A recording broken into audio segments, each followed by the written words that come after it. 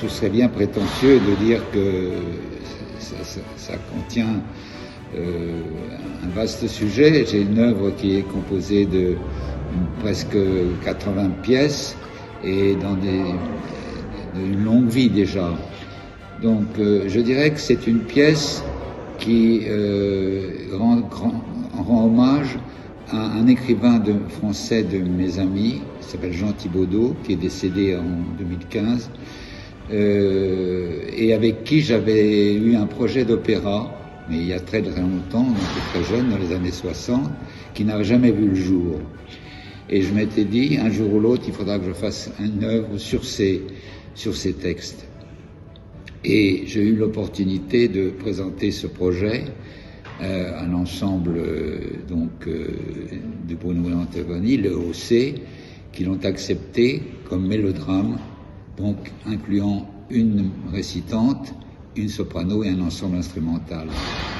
Mais c'est une exploration dans le genre mélodrame, c'est-à-dire qui mêle la voix parlée à l'ensemble instrumental, que j'avais déjà fait dans Écrit sur toile, une œuvre des années 80 notamment, et plus marginalement dans Une saison en enfer d'après Rimbaud, pour bande électronique, soprano et percussion piano.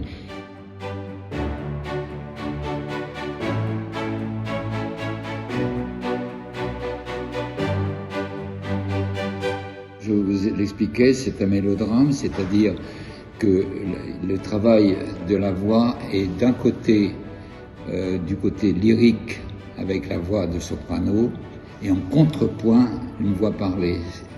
Et ça, là, c'est un essai que j'ai fait de mélodrame.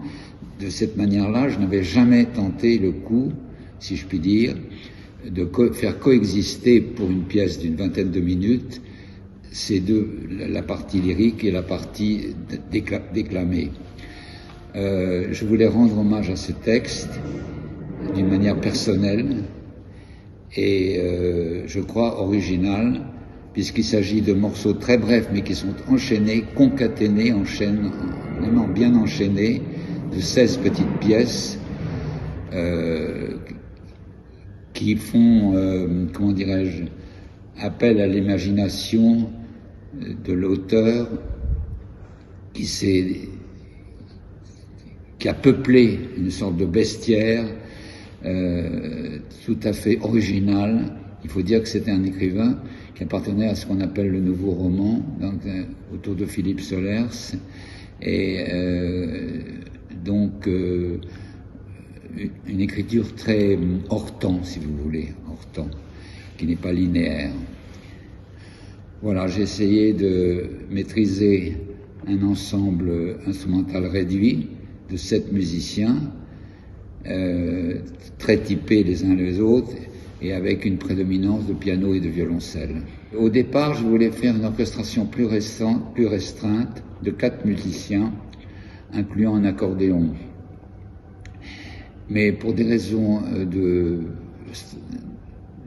logistique, on pourrait dire, l'EOC, l'ensemble orchestral contemporain, m'a demandé d'éliminer l'accordéon, parce qu'ils n'ont pas dans leur groupe d'accordéon, et c'était occasionné des frais supplémentaires qu'ils ne pouvaient pas envisager. J'ai donc transformé mon projet en ajoutant 3 instruments, une percussion, un alto et une clarinette, jouant clarinette basse, de sorte qu'on a différentes facettes de l'instrumentarium contemporain.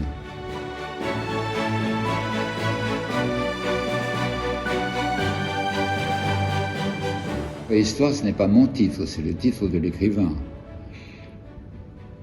Je crois que ça fait référence à des dessins. Ce n'est pas très clair, l'origine de ce texte n'est pas très claire, et je n'ai pas travaillé avec l'écrivain. L'écrivain a publié ce texte au début des années 2000, et on s'est rencontrés là, mais je n'avais pas le projet de faire les préhistoires. C'est après sa mort seulement que j'ai décidé de mettre en musique, parce que j'ai toujours eu beaucoup d'admiration pour le Pierrot lunaire de Schoenberg, et je voulais moi-même faire quelque chose, non pas qui ressemble, mais qui soit inspiré du mélange très subtil que Schoenberg a acquis des instruments comme le piano, le violon. C'est finalement à peu près la même texture instrumentale, piano, clarinette, violoncelle, alto et violon alternés. Donc c'est les mêmes couleurs, si vous voulez. Moi, c'est un petit peu plus riche puisque j'ai la harpe en plus, j'ai la percussion. Mais j'avais ça non pas comme modèle, mais comme représentant génial du modernisme musical du XXe siècle.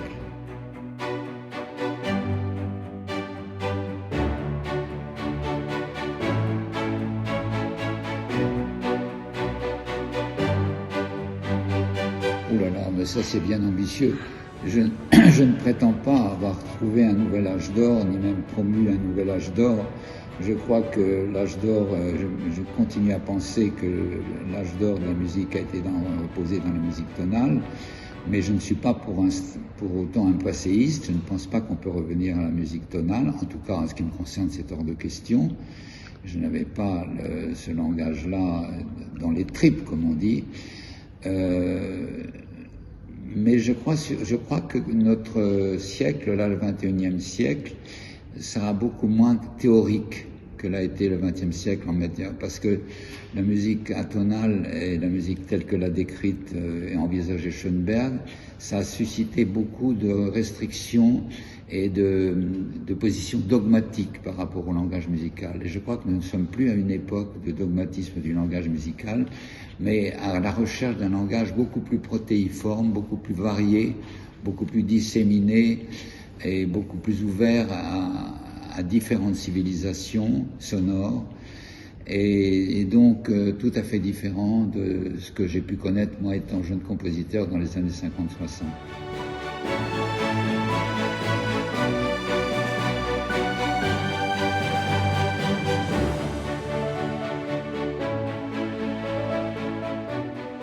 Bon, c'est une période qui est trop éloignée dans le temps maintenant, et j'ai élargi mon champ de recherche musicale, si vous voulez, sur des horizons que je ne connaissais pas avant, que je n'avais pas explorés, mais je ne suis pas revenu à des modèles que j'avais pu connaître à l'époque de Darmstadt des années 50 ou 60.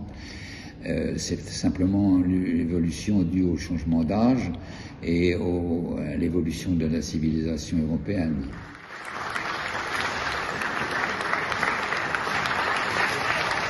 La pièce est divisée en 16.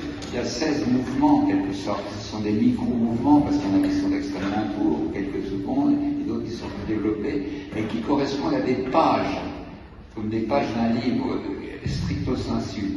Mais chaque section de 1 à 16 a un narratif différent. D'abord une instrumentation différente. Au début, c'est un violoncelle solo. Et petit à petit, ça se construit dans tout l'univers de cet instrument, parce que j'ai voulu caractériser à chaque fois une page de ce texte un peu mystérieux, il faut reconnaître.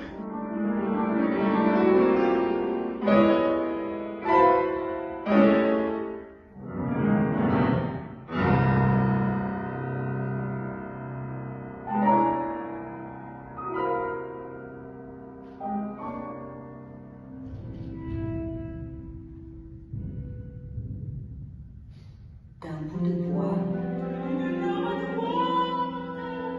bouillon de viande, de légumes, d'os, de morceaux de viande ou de sable,